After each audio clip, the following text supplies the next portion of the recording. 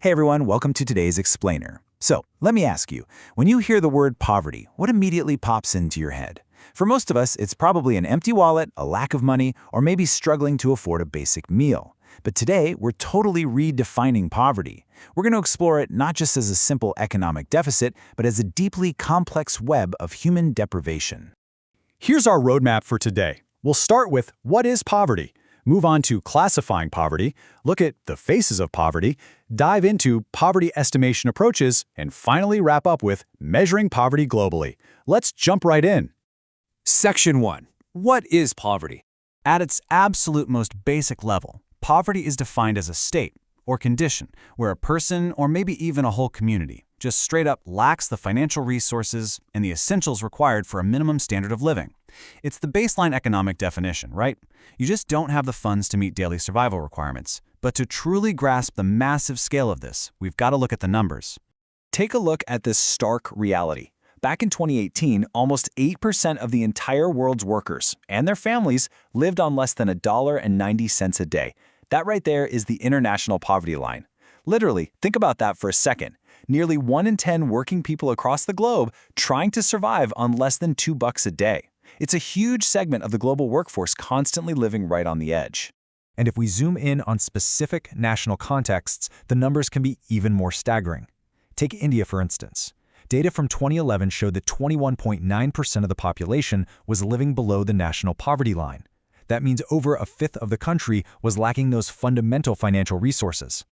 But here is exactly where we need to shift our mindset away from just cold, hard cash.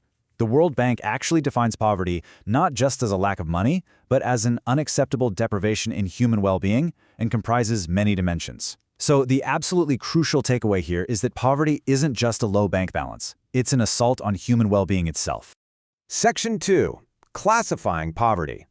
So economists generally divide poverty into two main buckets. First up, we have absolute poverty.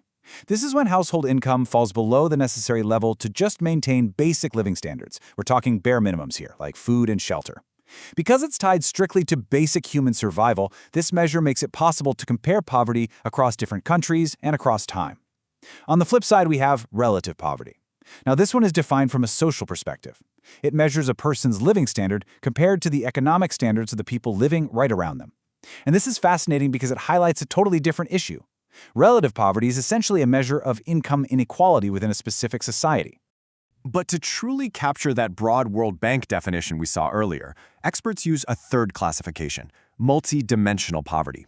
This concept is a real game changer because it fundamentally shifts the focus away from just income to actual quality of life. It measures poverty as an acute deprivation across 3 key targets: living standards, education, and healthcare.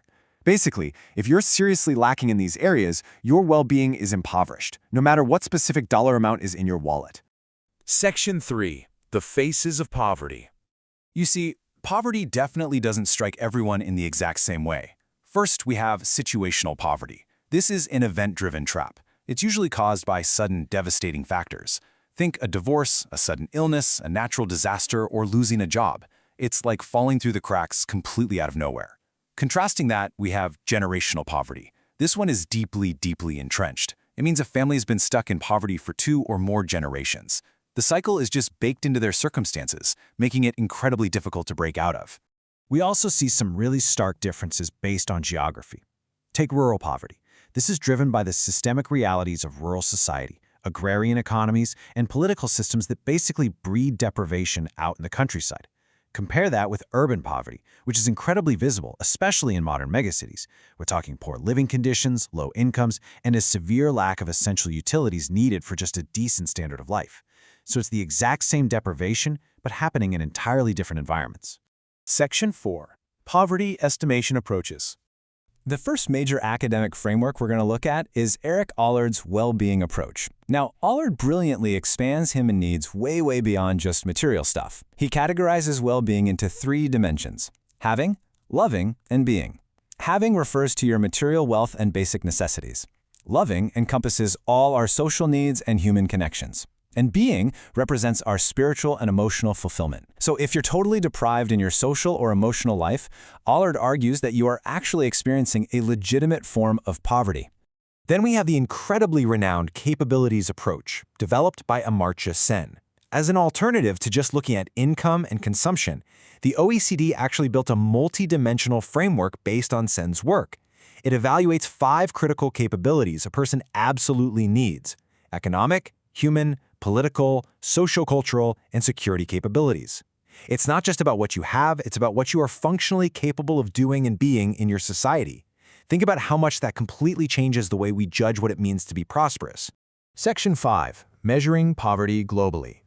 Now, what's super interesting is how global institutions actually turn all this complex theory into practice.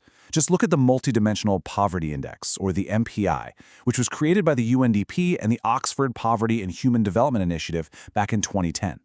Notice how it takes those 3 dimensions we discussed earlier, health, education, and living standards, and breaks them down into totally measurable indicators. Health looks at nutrition and child mortality. Education looks at years of schooling and attendance. And living standards covers things like cooking fuels, sanitation, drinking water, electricity, housing, and assets. It's just a beautifully structured way to see exactly how someone is poor, rather than just if they are. Grounding this index in reality really helps us understand its impact.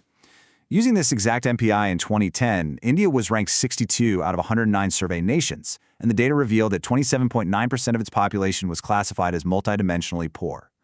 Having this level of detail provides a much more actionable picture for policymakers than a simple monetary line ever could. However, we really can't escape the monetary aspect completely. Because to aggregate and compare poverty rates across different countries, we still rely pretty heavily on national poverty lines. These are essentially monetary thresholds below which a person's minimum basic needs just cannot be met. But importantly, these lines are unique to each individual country. They take into account that specific country's economic and social circumstances, so they reflect a real localized standard of living. Which brings us to a really fascinating dilemma to close out our explainer today. The sources note that these poverty lines vary wildly, and they're actually often revised upward as countries develop. Richer countries typically have much higher poverty lines than poorer ones. So I want to leave you with this to think about. If human development constantly raises the bar for what we consider basic needs, is poverty a static line we can eventually cross globally? Or is it a moving target we're always going to be chasing? Thanks so much for joining me on this explainer. Keep asking those big questions, and I'll catch you next time.